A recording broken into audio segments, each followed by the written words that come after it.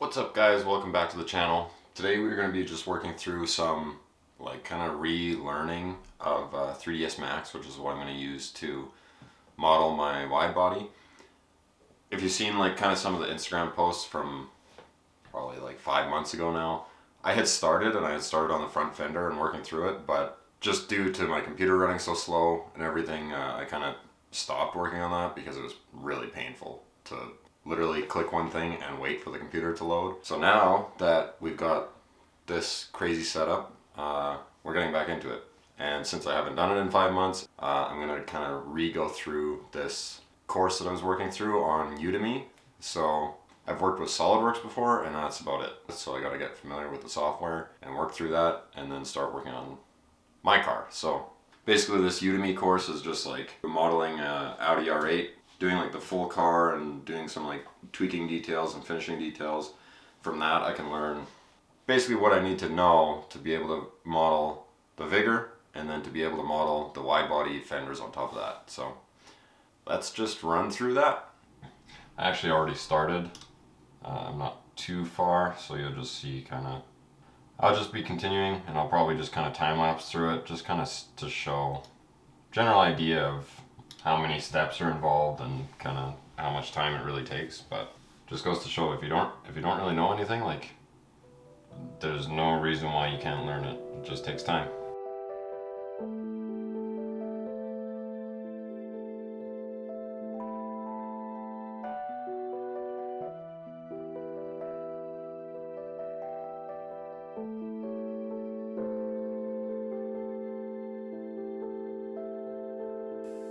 Especially when you're modeling full cars, you're working off of reference images. So you're going to want to find multiple reference images and align those the pixel counts to the same aspect ratios of what the car is supposed to be.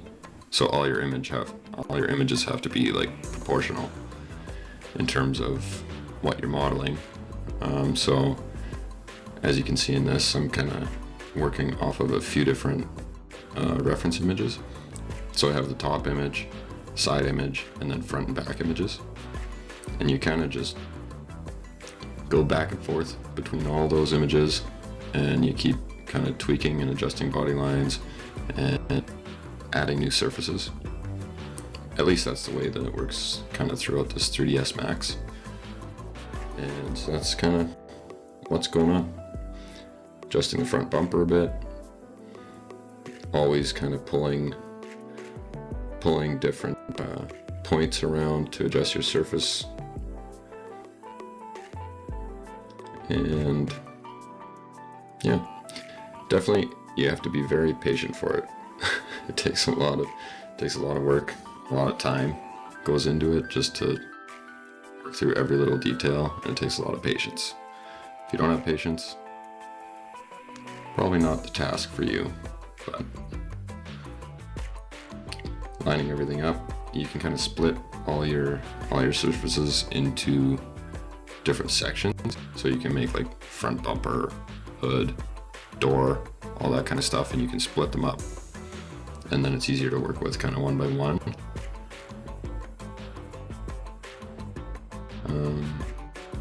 But yeah, you have to add thicknesses and things like that when you're done, so that you actually have not just left with only a surface, you're left with an actual piece that has a thickness to it.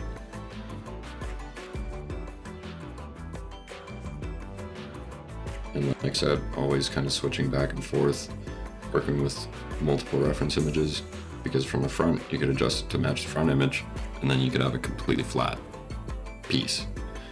So then you have to go to the side and pull it to where it matches up in the sides. Same at the top. And getting used to the software, going back and forth between everything. But see, we got a pretty good looking R8 front end.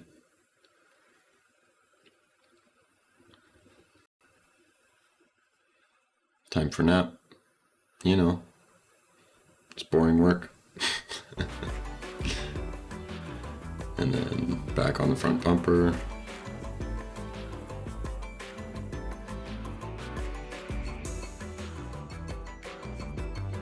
smoothing it out, there's just using a tool. It's called Turbo Smooth, and you can kind of adjust the parameters of that, but it'll smooth it out based on the lines and the polygon shapes that you've already applied. I really needed another nap, guys. Sorry.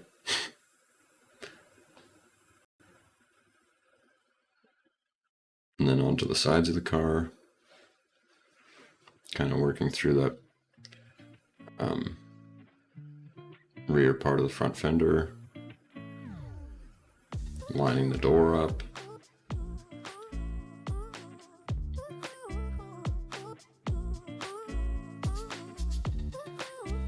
Coming along pretty good though.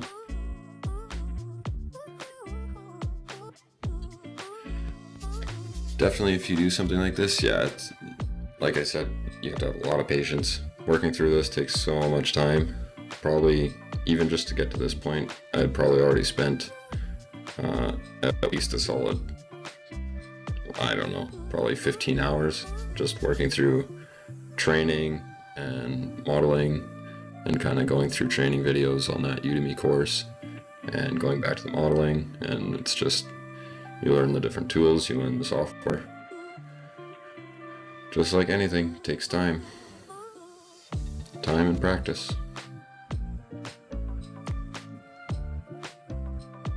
And also too, like there's so many different softwares available out there and so many different methods. Literally you can model the same thing a million different ways. So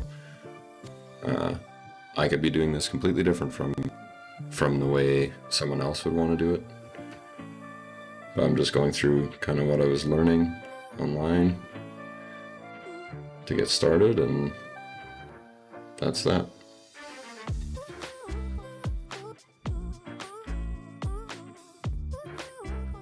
Working with the rear part of the car.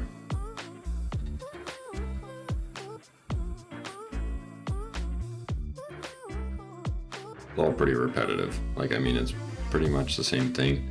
I haven't gotten into any of the like fine detailing yet.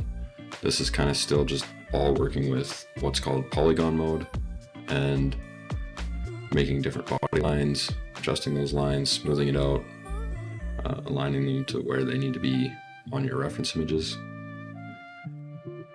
And that's that. So that's the process for the whole thing, pretty much. Aside from fine detailing, as I said, I'm sure there's other things like applying different materials and surface finishes. Alright guys, so after the time of that footage, that was probably about a week or two ago. After the time of that footage, I've spent some more time kind of working through that. I didn't fully finish the tutorial, like finishing all the fine details of modeling the R8 and stuff, just because I felt like for now, that's kind of stuff that I don't really need to know, because with the Widebody, I'm just going to be using what I've learned about kind of creating the surfaces and shaping that. There's not really going to be much fine detailing. Like, I don't need to model my headlights or something in order to actually do my Widebody. So we're just going to go with that for now. In the next video, I'm going to start actually working on my Widebody from the scans that were taken at Infamous last summer, and we'll go from there. So the other thing that's going to happen is that I kind of have like a pretty big announcement to make, so I might put one video in between just to kind of go over that announcement and fill you guys in on what's going to be changing and kind of how things are going to go moving forward, because I'm really excited to let you guys in on that. And then the video after that, we'll just continue with the Vigor Widebody, and we'll get that modeled up and start making progress again.